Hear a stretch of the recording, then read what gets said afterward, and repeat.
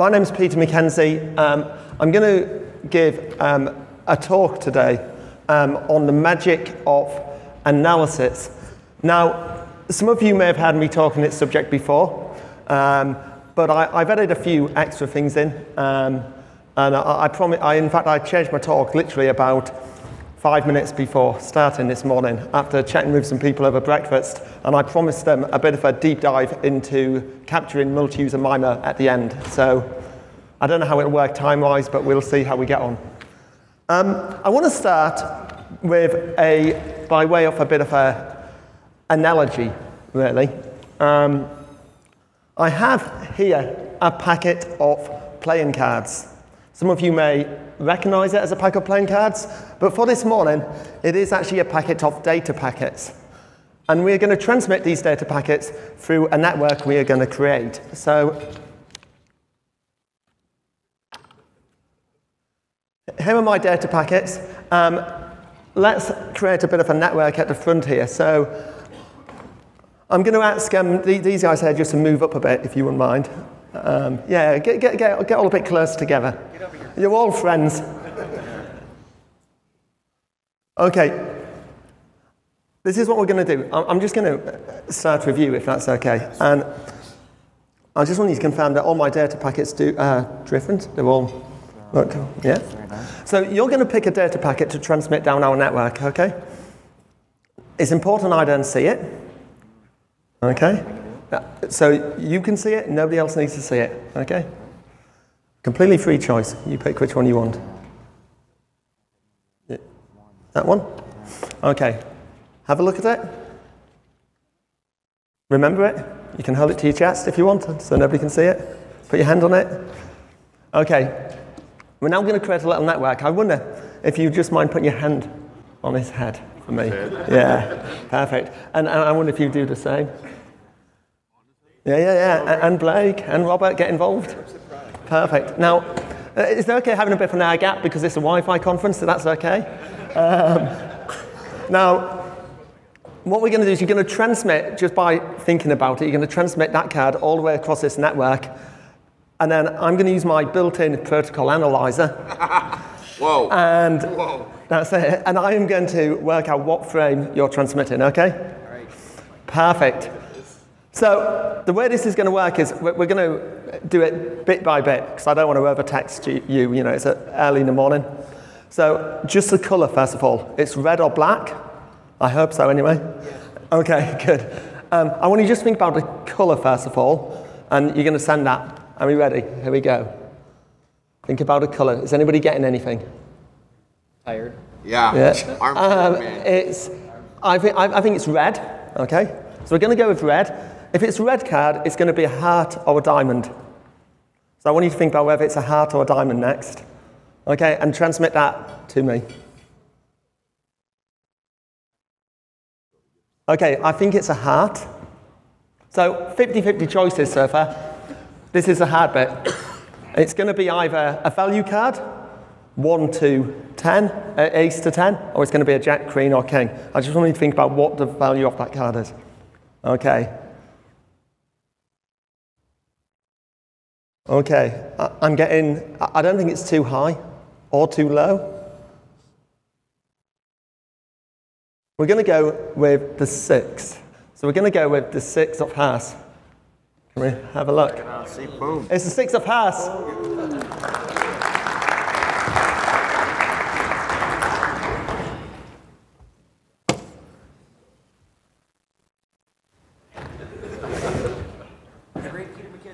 Thank you. Why start a talk with a magic trick? Because I can.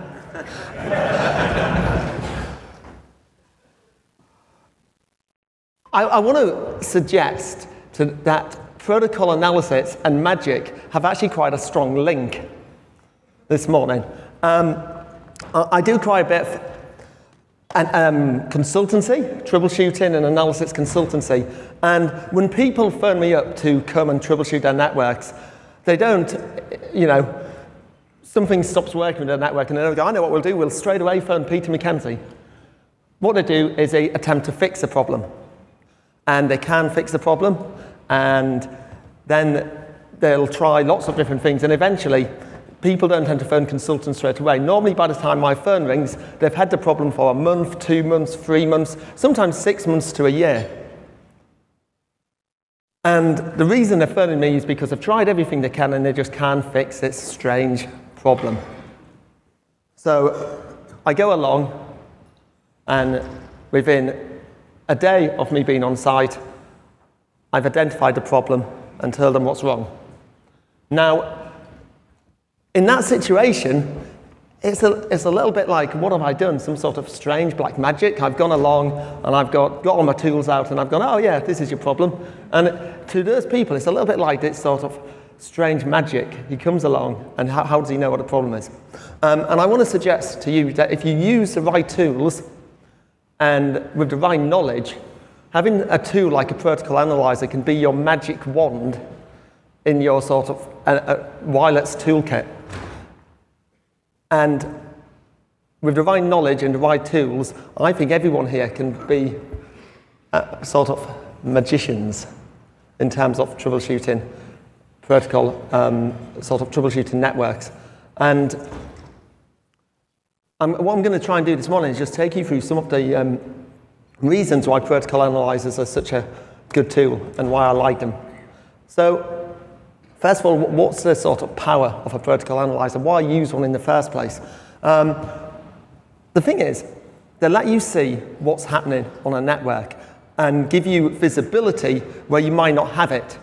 You see, the packets never lie. So you may think you know how you've configured your network. You might think you know what it's doing and what's happening. But actually, when you actually look at the packets, you actually see what's really happening. And that's often quite different from what you think should be happening on the network. So it gives you visibility, and it's that visibility which often the people who have been trying to fix this problem for 4, 5, 6 months haven't had.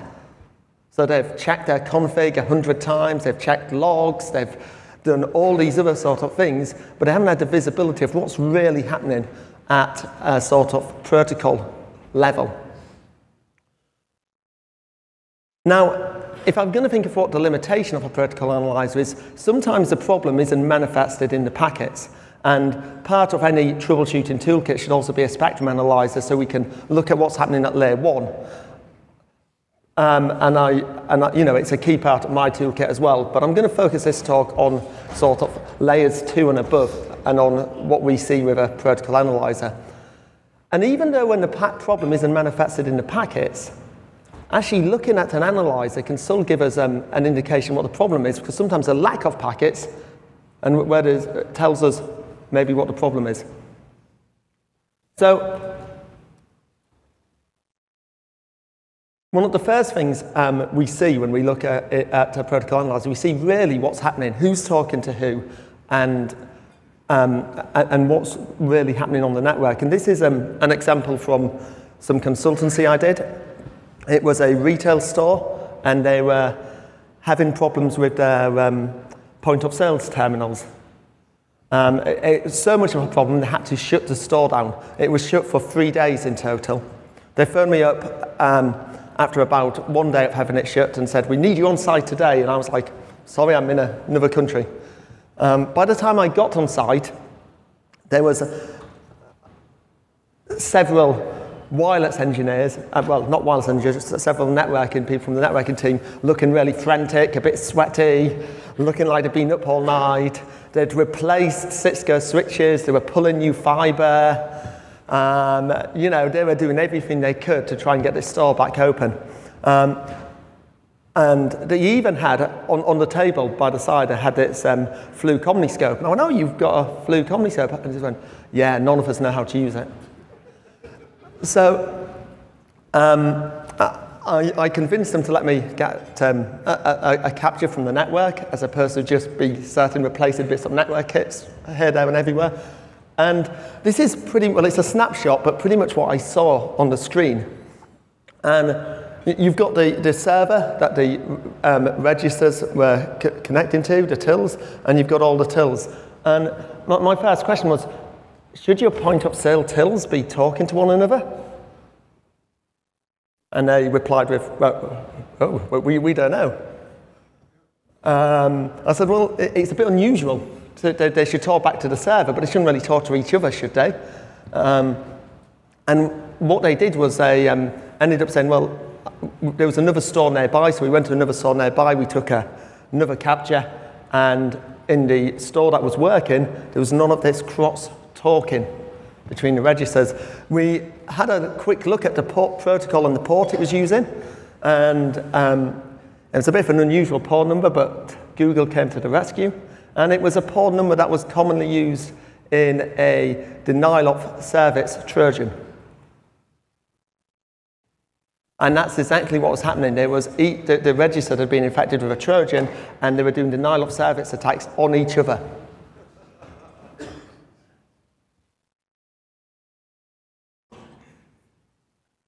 So we can see exactly what's happening the minute we look at the protocol. So why should we capture and when should we capture? Troubleshooting is a reason that's close to my heart. And I'll talk quite a bit about troubleshooting, but it's not. One thing I think about troubleshooting is people seem scared of using a protocol analyzer. It's like the one at that customer side sat on the table at the side, you know, and you read books on analysis and troubleshooting, and they go through a procedure, a methodology, and they say, you know, the first thing you do is you check your config and look at the logs, you know, and there's a whole series of processes you can go through, and then right at the end, if you still haven't fixed the problem, get the protocol analyzer out. So if protocol analysis is the sort of tool that at the very end of it, well, if everything else fails, we can fix it by using an analyzer, why not use it first? I'm a great believer. I get my analyzer out every time there's a problem.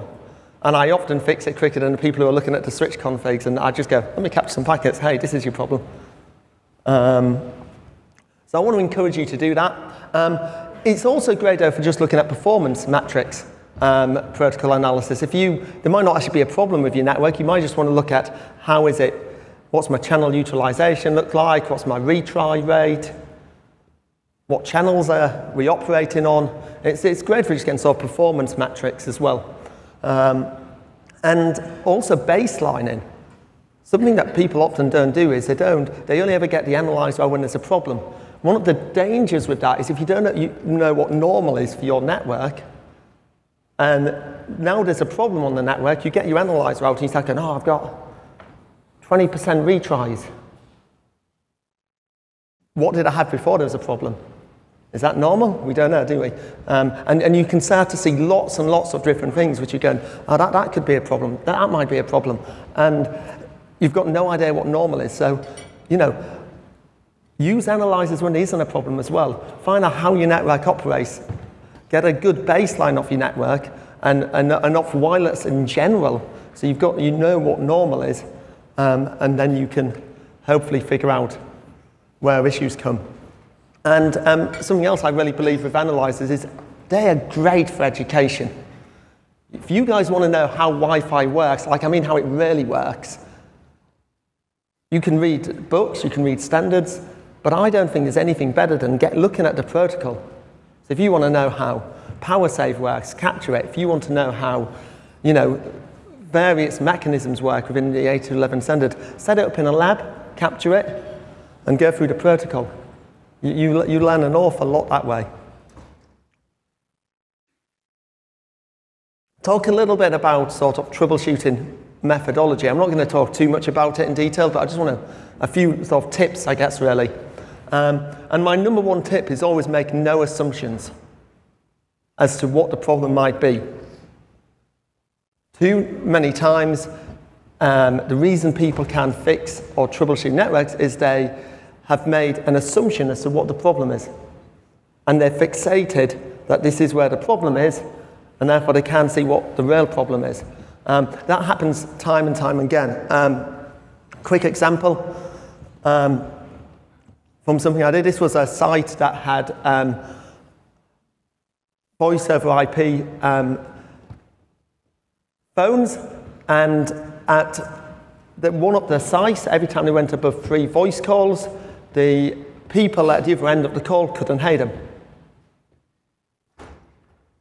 So you sort of got the hello, hello, can you hear me? And there was never any reply back because people couldn't hear what they were saying. So you got, but it was only when they went above 3 voice calls that they had 1 or 2, everything worked fine. Now, it was only at one site, and this one site, in the UK, we have a very odd setup, but there's one particular town where most of the country you can get the ISP is BT, British Telecom. But in this one particular town, they've got their own telco provider. And this branch office was in this town. So it had, it was getting it from something called KC. And the company had decided that the reason this problem occurred was because everything else was the same at the site. It must be the internet service provider. And they had had a 6-month argument with the telco provider that they weren't providing the right amount of bandwidth. 6 months. And they'd had them out to test a line, they'd had a whole host of things. And they eventually got me in, and they said, what we want you to do is give us some evidence that we can go back to the telco with that they're not providing us the right service. That was the whole reason for bringing me in. If I had gone in just to look at that issue, I wouldn't have told them what the problem was. So I went in, trying to assume nothing, saying, right, let me actually see the problem. Let's get some people doing some voice calls. I had to capture one on the inside side of their network, one at the outside of their firewall, so both sides of their firewall. And I saw, when they went above 3 voice calls, I saw the amount of traffic. And then I saw what was coming out the other side of our firewall, and it was reduced. And it was very clear that our firewall was bandwidth limiting somehow. Because we got the same going in and out when it was only 2 calls. When it went above 3, it hit some sort of limit, and nothing else came out. And when I told this to the guy, he logged onto the firewall, oh yeah, look, there's a checkbox here, we're bandwidth limited. Simple. But they couldn't see it because they had decided already what the problem was. So we need to make no assumptions when troubleshooting. We also need to actually see the problem happening. And that might not always be easy to do, but we need to, if we're going to troubleshoot a problem, we've got to observe it firsthand. We've got to know what's really happening on the network.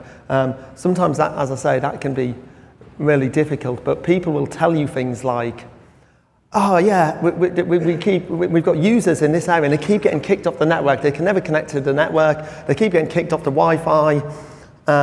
You know, there must be something wrong. We think it's probably interference. So could you bring a spectrum analyzer down and have a look for us?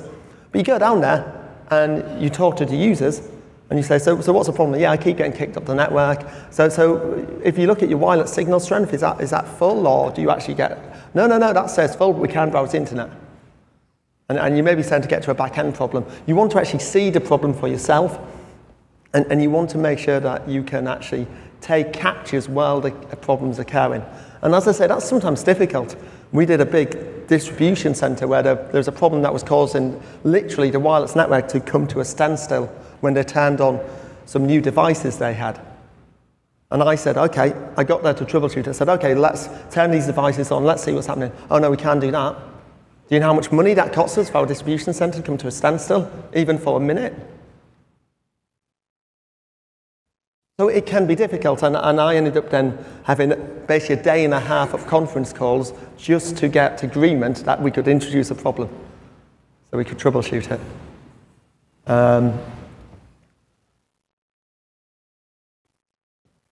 So we need to see the problem happening for ourselves. And once we see it, it has to become a bit like detective work, I always think, troubleshooting. You've got to look for leads, and you've got to follow them up and see where they lead you. So when we're looking for leads, we're looking for anything that's unusual, anything that's suspicious. You know, who's my top talker on my network? Why is Bob, it's sat in the corner, my top talker on my network? Why is he sending gigs and gigs of traffic? You know, normally I would expect it to be maybe my default gateway, who's my top talker. Is there any unusual protocols on the network? Is there anything that's not normal? Again, this is why it's good to have a baseline, so I can say, this is what normal is, something's changed. Part of knowing if there's anything unusual is you've got to know your protocol. You have to learn and study your protocol. How many CWAPs do we have in the room? Out of interest. That's great.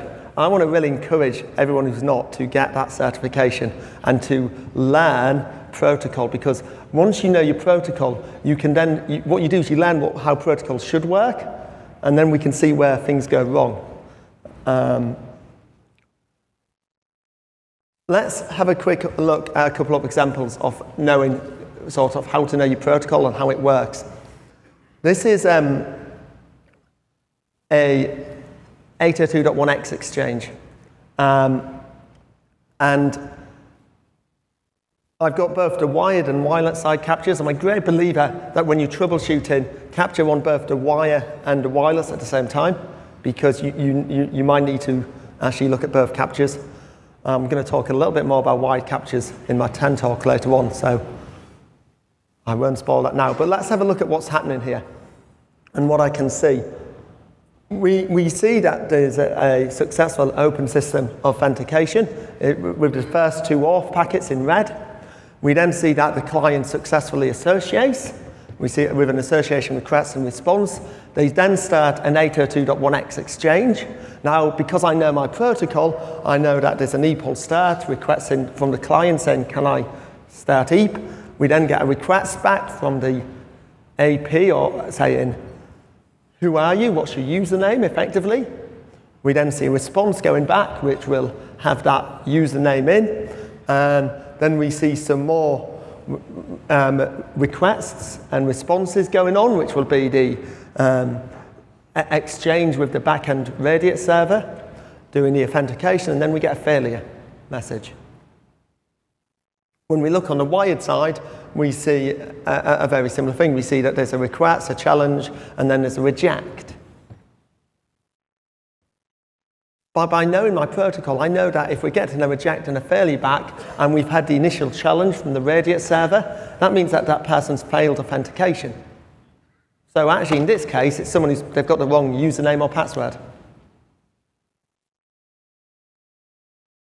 But what about this one? Here's a same client trying to connect, but different issue now. We've got open system authentication again. We've got association request, association response. We see the EPOL start. We see a request from the AP saying, who are you? What's your username? Which user want? And we see a response going back. And then there's a bit of time and we see another response going back. But that's it. That's the end of the exchange.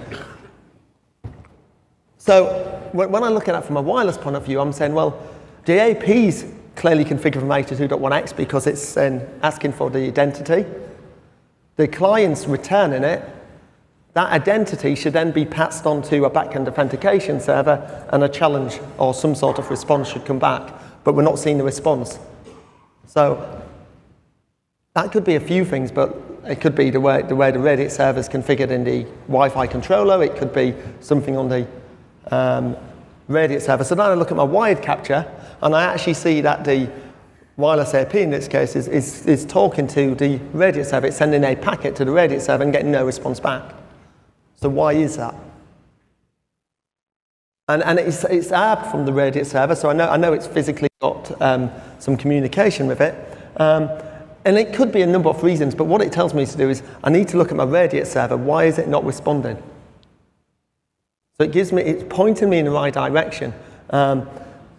It might well be that it's doing what we call a silent disconnect when the Radiate server gets a request from a NAS client, an AP or a controller that it's not got in its authorized list, so it just doesn't respond.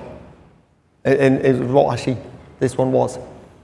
That AP wasn't allowed to do requests to the Radiate server, so it did what we call a silent disconnect where it just doesn't respond. But a protocol very quickly points us in that right direction. But it's not just knowing your protocol that's important, it's also knowing what things look like, what normal is, and knowing how vendors do things differently as well. This is a quick example just from a Beacon frame, looking at the WMM element. Now, both of these elements have the element ID 221. And we see, though, there's a big difference. One of them has some category informations on the WMM access categories, voice, video, background, best effort, and one of them has it missing. Now, if I was troubleshooting a problem with quality of service on this network, on the network on live, and I went, the AP is not advertising the access categories to the client, it's never going to know how to transmit voice traffic. That must be the problem. I could come to that conclusion, but I'd be wrong. You see, these two elements are actually, although they have the same element ID, if you read a standard, they actually have different names. One's a WMM parameter element and one's a WMM information element. And this is a little bit from the standard at the top. It says that basically every beacon frame has to contain either a WMM information element or a WMM parameter element. But every probe response has to contain a parameter element. So what it's basically saying is you don't need to give all those parameters in the beacon. You can just do it in the probe response if you want. And that's exactly how the Zebra, Motorola, now Extreme has decided to implement it, just to take some of the detail out of the beacons and make them smaller. So it's good to know these differences so we don't start jumping down and going down the wrong track with our analysis. So I've talked a lot about capture packets, have a look what really happens. That's a great way of learning. But some people say, well, can I not just read a standard? That's a good way of learning. Or read, you know, a book. The problem is, there's what the standard says, and then there's what people implement. And, you know, big news, vendors don't always follow the standard. Believe it or not. Let me show you a very quick example. Some of people probably know this example, but it's a good one to prove a point. What's on the screen is how the 802.11 standard defines power save should work.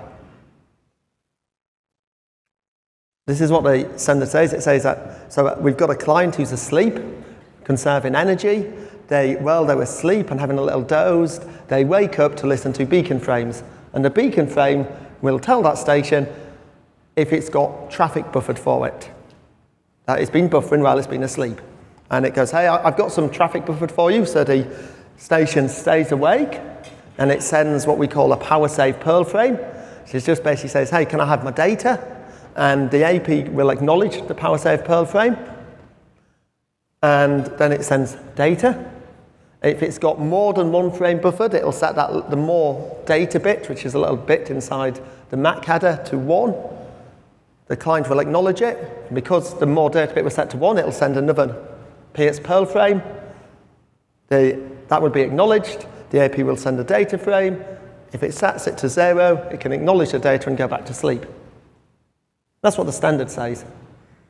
How does power save work in reality? Well, let's take a look at that. So I just started a capture before I came up live in this room, just to get a bit of data. I've not looked at this data yet, but what I want to show you is when we have a look at this data, what you'll see is there's quite some quasi-null data packets and null data packets. You ever see that if you do captures? You see an awful lot of null data frames.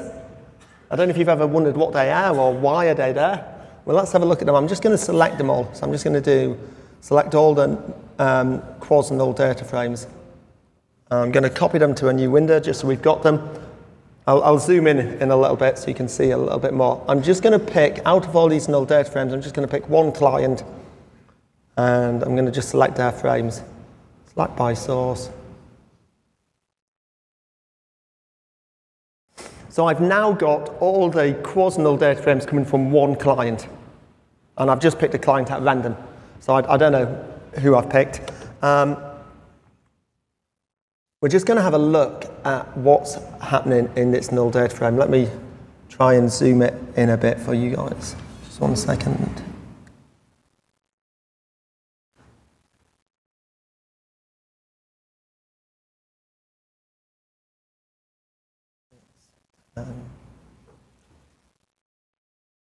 Okay, the bit I want you to look at is this bit just here, the power management bit. The power management bit is what a station says when when it's set to 1, it says I'm in power save mode, and therefore the AP can buffer traffic and that whole process we've talked about can occur. When it's set to 0, it says I'm in active mode, I'm basically constantly awake, and it basically tells the AP that it can, it effectively says you can just send me data. So let's have a look at what's that power management. I'm going to go to the next packet, next null data frame. You notice it goes to 1. And we're going to flip to the next packet, and it's now hit 0. Next packet, it's 1. Next packet, it's 0. The next packet is 1. Next packet is 0. This station is constantly flipping that power management. It's saying, hey, I'm going to sleep. I'm awake now. I'm going to sleep. I'm awake now. This is the way that power save, that clients actually rarely do power save.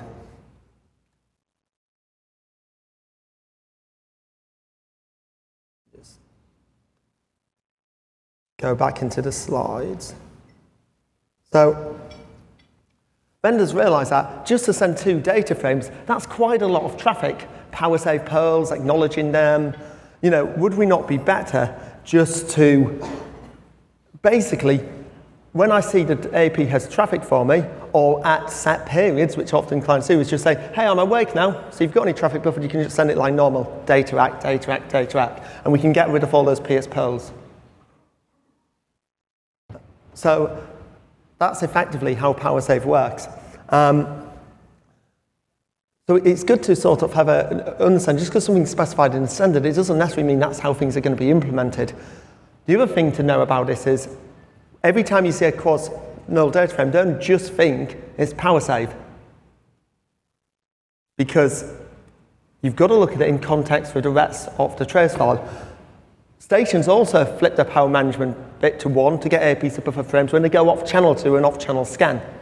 So when you see stuff like this, there's a null data frame at the top there with a power management bit, and then it starts probing out on lots of different channels. The reason it says power management bit isn't because it wants to go to sleep, it's because it wants to do an off-channel scan. So trying to understand the protocols really key here. Now, I'm going to show you the next slide. Again, some of you may have seen me show this before. This is, I love seeing things in protocols which sometimes you just see something you're like, whoa. You know, I'm a bit of a collector of those rare packets, you know, that you never see. Some people, you know, like doing spotting trains. I'm a packet spotter. And I saw one which just got me excited. And because I got so excited by it, I just wanted to share it with you. Is that okay? Yeah, it's good. Here we go. Now, it might not seem like a lot, but this is the packet that got me really excited is the one at the end of this exchange. This one here. It says CFE. That stands for contention-free end frame. Now, I had seen contention-free end frames in my traces before, but they were always corrupted frames with CRC errors because contention-free frames are part of the PCF. And for those of you who know anything about PCF, you will hopefully know that it was an alternative access method, contention method, which, well, not contention, it was a contention-free method, which never got implemented.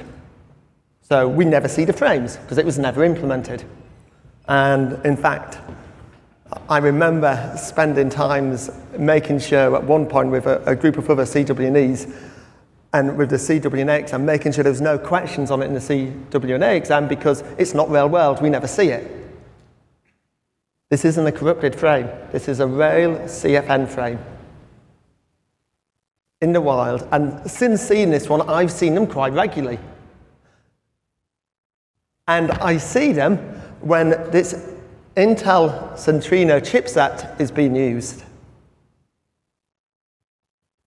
For whatever reason, Intel decided that they would come up with, when they created its 802.11n chipset, they would come up with their own protection mechanism, a proprietary protection mechanism, one that's not in the standard.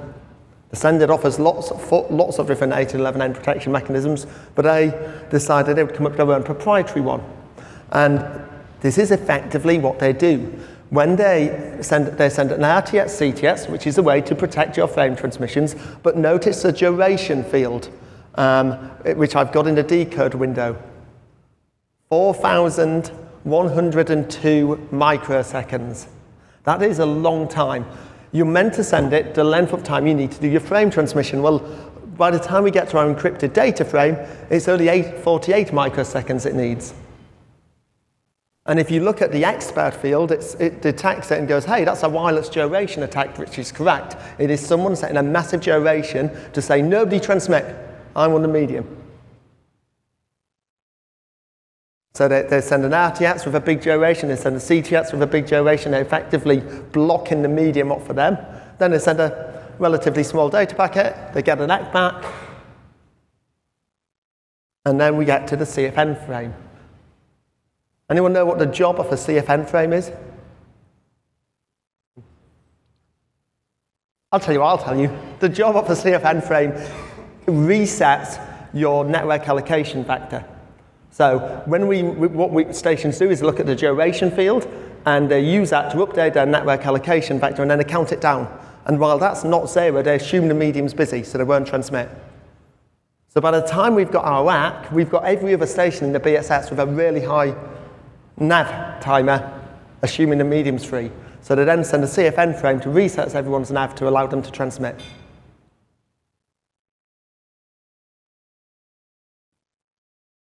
Completely proprietary. I don't know why Intel did it, but they did. And all of a sudden, this frame, which we never thought we'd see, starts coming up in our protocol traces.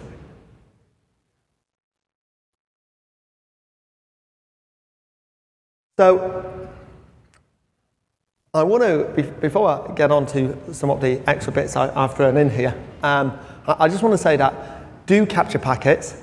You learn an awful lot. Also, you know, we're at a Wi-Fi conference. Sometimes at conferences like this, we've got lots of clever guys and they disagree on things, believe it or not.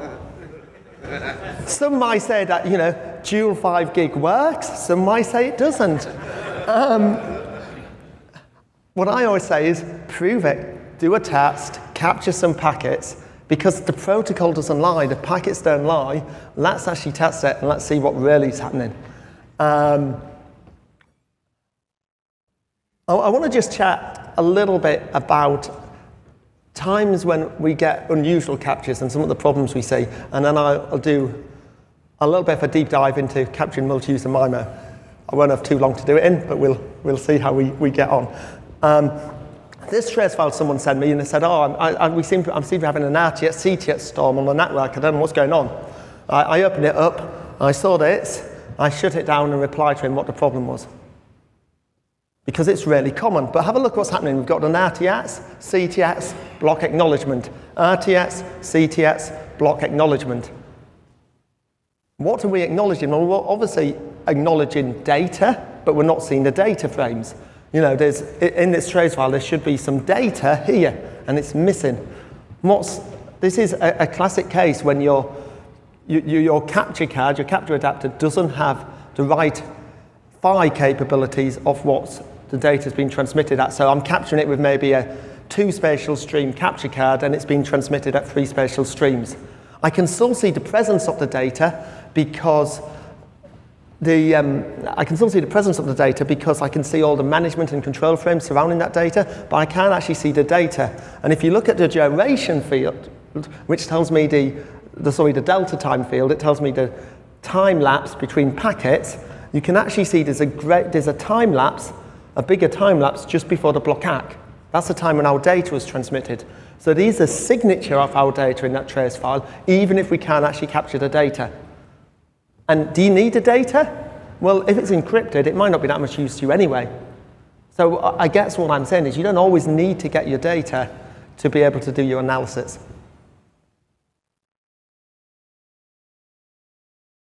Okay, we've got 7 minutes to talk about capturing multi-user MIMO. Oh, I left this trace. Let me just skip this slide. That was what I was going to. It was going to be one slide. I've made it about 5 slides. So we'll talk about it. When we do multi-user MIMO, the very first thing that we need to do before we can transmit a multi-user MIMO frame is we need to do something called channel sounding, or we need to complete what we call a sounding exchange. And that is, I just thought I would go through that process with you. And it's the process is basically what the beamformer, who's going to do the multi-user MIMO transmission, needs to do to understand how to transmit data to multiple clients at the same time so that each client just receives their data. Okay? So, and it goes through this process. The first thing it's going to do is send a control frame. And this control frame is a new control frame introduced with 802.11ac. It's a very high throughput NDP announcement control frame. Null data packet announcement. It's telling the stations in what we call a multi-user group. So, and within this field, it says who's in that group. So it says, I want to send multi-user transmissions to this group of stations. So it puts them in a group, and then it says, then it sends this packet, and it says, I'm about to send you a null data packet. So they're ready to receive this null data frame. It follows it up with a null data packet. Now, a null data packet is something we'll never see in our analyzers. We'll see the announcement, but we won't see it because it's just the PHY headers. There's no MAC layer data to it.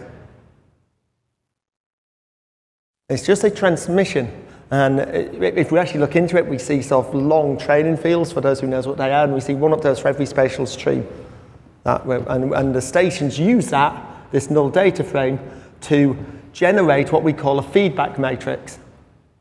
So when stations receive the null data frame, they look at it and they receive it on all their antennas, and they calculate something called a feedback matrix, which is basically it's going to tell the transmitter, the AP in this case, how it received the frame. That's what the AP needs to know, is how have you received this frame? What does it look like from your point of view? The first station in the list will respond with its feedback matrix, and for all the other stations, it will poll one at a time and say, can I have your feedback matrix? And we see that with this beamforming report poll, which is a management frame, and all the stations will respond with a compressed beamforming frame, which contains this feedback matrix, and that matrix is sent. So, and then when the station receives all these matrices back, it then creates what we call a steering matrix, and it works out how it can transmit its frames. So that's what's going on. That's what it needs to complete in order to send a multi-user MIMO transmission. Let's have a look at that in a trace file. Here is the sounding exchange that we see.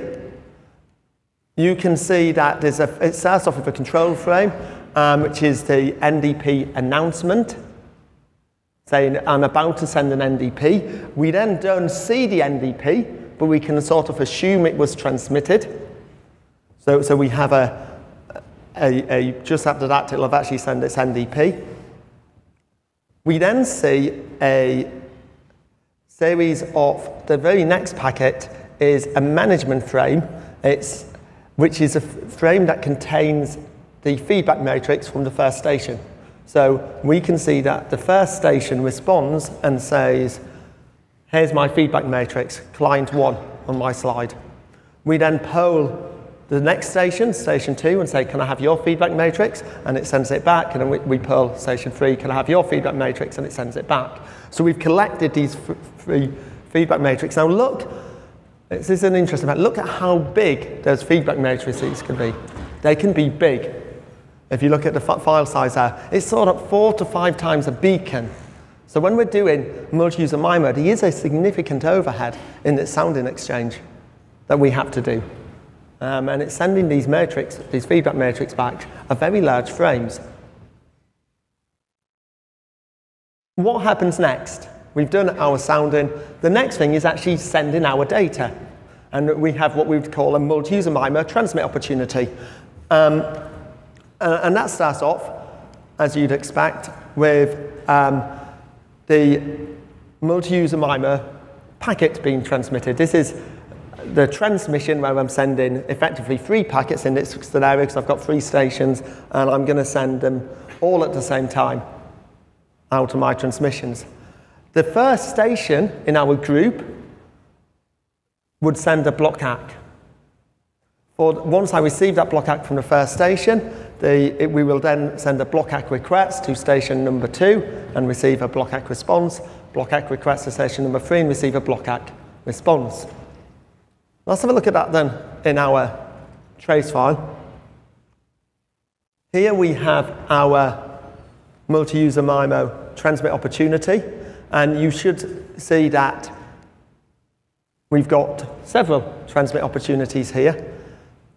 What's missing is our data. We can capture the multi-user MIMO data, but we can see the acknowledgements of them coming through. So someone asked me over breakfast, what we talked about was, can you see if a frame is failed in a multi-user MIMO transmission? If you can't capture the data, we can see retransmissions. But what we can do is we can see the presence of it, because if it's not acknowledged, then we won't see the block ACK coming back. And we might see a block ACK request and no block ACK response, which means we can, or we can look into the block ACK request and see if those bits it didn't receive. So we have got some evidence of whether frames are transmitted or not. We just need to look at it. We've also got the same as we had with the other trace file. We have got times when we see a longer duration. They're the times when the multi-user MIMO transmission was happening, when we see that longer delta time between packets in our exchange. That sounding process, and I've taken a bit of some of the transmit opportunities out of here just to fit it on a slide, but something just to bear in mind is that sounding exchange keeps happening. So while I'm sending transmissions to these users every so often, and the gap does vary a bit in some of the tests that I've done, but at very regular intervals, it's going to keep repeating that sounding process just so it keeps knowing what the channel is like between the transmitter and receiver. So you do get this extra overhead, but you get a benefit of being able to send data to multiple stations. That's what it looks like in our trace files. I thought it'd be good to share. I'm done with 30 seconds remaining, or over. So questions or anything? Yeah. Question, anyone?